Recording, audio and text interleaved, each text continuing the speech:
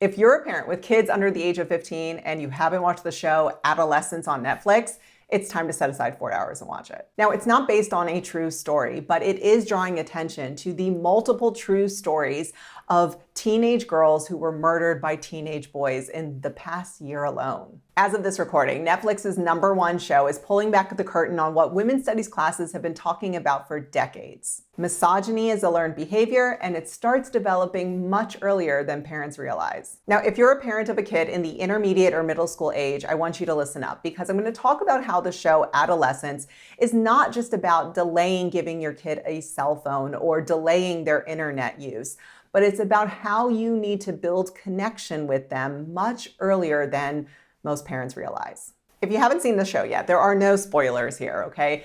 It is about a 13-year-old boy who murders, I believe, a 15-year-old girl. They both attend the same school and follow each other on Instagram. The police have CCTV footage of the murder, but they can't figure out why. What was the teen boy's motive for this murder? Now, the lead detective gets a break in the case due to his son feeling embarrassed for him. The detective's son attends the school. It's the same school as the victim and the murderer, and the detectives are there trying to figure out the motive, and so they're conducting interviews with the students. Now, the scene that I find most interesting as a former sex ed teacher who teaches parents how to have the talks with their own kids is the scene where the detective's son approaches him and tells him he's got it all wrong. His father, the detective, has been thinking that because the victim and the murderer were following each other on Instagram and commenting on each other's posts, that they were friendly. They were maybe even in a relationship together. But his son explains that the emojis used in those comments were not friendly emojis at all. In these posts, the victim was actually calling out her murderer's misogynistic views.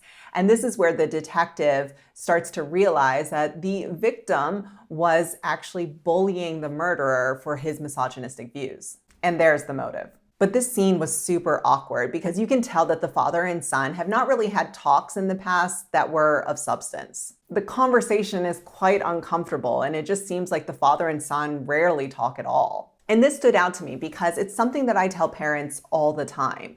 You've got to start having talks with your kids, specifically the sex talks, in the intermediate age so that your kid views you as a reliable and valuable source of information. Because when your kid gets to the tween or teen years, they're going to have access to other sources of information that they may start to view as more influential than yours. The early sex talks aren't actually about your kids' knowledge of sex topics, but it's more about your ability to answer their questions and willingness to. If you watch the show Adolescence, you may have noticed that the parents of Jamie, who was the murderer in the show, really struggled with how this all happened. And they eventually did seem to take some ownership of the murder because they never really pried into their son's online activities. His parents never really knew what he was reading and listening to on a regular basis, and therefore they could never counter that information with their own. Think of it like this. If the parents were leading the sex talks, and by leading the sex talks, I mean they were going to their son on a regular basis to talk about sex and sexuality and giving their son opportunities to ask questions, maybe their son would have asked questions about celibacy or involuntary celibacy and what that even means to a person who can't consent to sex yet. If you're finding this video to be useful, you can go on and let me know that by just tapping that like button. Now, I'm not saying that every parent needs to go and have a talk about incel ideology with their 13-year-old, but if parents are thinking about the talks as something that they're doing on a regular basis, and they're having talks about sex and abstinence and celibacy and pleasure and masturbation, then, talking about this topic wouldn't seem so strange. Here's another example of what I mean. During the ages of 7, 8, and 9, the sex talks are more about providing the medically accurate answers to common questions and rarely about talking about your individual or personal beliefs about sex. This, in a way, feels more simplified for parents. And as a parent, you get to show your kid that you are wanting to talk about these things and that there is no topic that is off limits to what you're willing to discuss with them. And that's the start of how age-appropriate sex talks can lead to talks about more difficult topics. Let me ask you this question. When, and by when I mean what age, would you say you should be having a talk with your kid where you define what patriarchy is, or what sexism is, or what misogyny is, or gender roles and expectations? Now, if you're thinking of an age that is closer to the teen years as appropriate for defining these terms, I want to quickly share with you a personal story. When my kid was about 4 years old, we went to an exhibit about European soccer. And there was pictures of winning teams, there was the trophies, and there was also a large picture of the UEFA, the European Football Association's board of directors. She looked at the picture and she asked who the men were, and then she asked, "Where's the women's board?" In her mind, this was a simple observation. There was the women's teams and the men's teams. So she saw a board of all men and thought that was for the men's teams. And she just wondered, where's the women's board? She made an observation and asked a relevant question where there is no clear answer. But there are answers that require acknowledging a patriarchal system as well as a colonized system. Can these difficult topics be talked about in an age-appropriate way? Of course they can. Does every parent know how to do that? No. As parents, we find ourselves exhausted all of the time.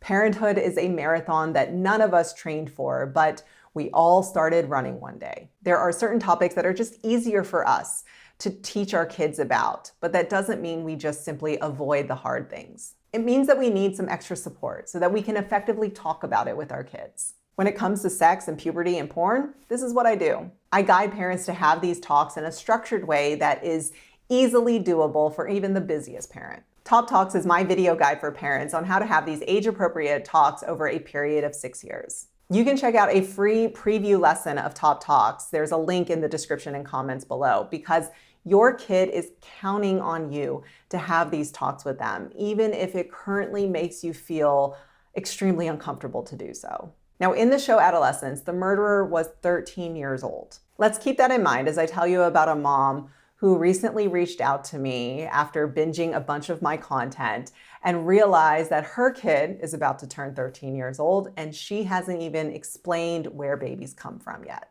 This mom was feeling super motivated to have the talks with her daughter, that she went to her daughter and said, we need to start having the sex talks. And her daughter was like, "Oh my gosh, Mom, we don't need to talk about that." And she walked away from her. What does this mean? At its most basic, it means that her daughter was already getting sex information elsewhere. And this wasn't explicitly stated in the show Adolescence, but it is highly relevant. If you decide to go to your kid and start having a sex talk and they walk away from you, it's not because they don't want to hear what you have to say. It's because they don't perceive what you are going to say as being valuable information. In Adolescence, after the detective's son shared with him that he had gotten it all wrong about the victim's relationship with the murderer, he had to own that. He had to acknowledge that his son was more astute to the situation and he had made an error. What happened next is what I recommend parents to do when they realize that their tween or teen is uninterested in having a sex talk. The father invited the son to do something together and got the buy-in from him to discuss this topic in a different way. It's that simple, but in order for it to work, you have to be vulnerable and be willing to admit to your kid that you made an error by not having the talks earlier. I think one of the big takeaways from the show Adolescence is that our kids are learning a lot from the media they consume and not necessarily from us, because we're not talking to them. Our kids want to listen, and they're listening to those who are talking, the podcasts, the influencers, their friends who are listening to those things. We have to be there and be willing to jump into the conversation and lead that conversation. I'm a parent too, and I absolutely want my kid to have the critical thinking skills necessary to see the opposite ends to any argument. And I know that I can't start building those skills if I wait until the teen years to start having those talks. I'm starting early when the outside influences are still minimal and I can take my time to layer each of these talks. And if that sounds like something that you want for your kid as well, the link to Top Talks is right down there. I would love to know your thoughts about adolescence and how it may be influencing your modern day parenting. Go on, leave a comment and I'll respond over the next week or so.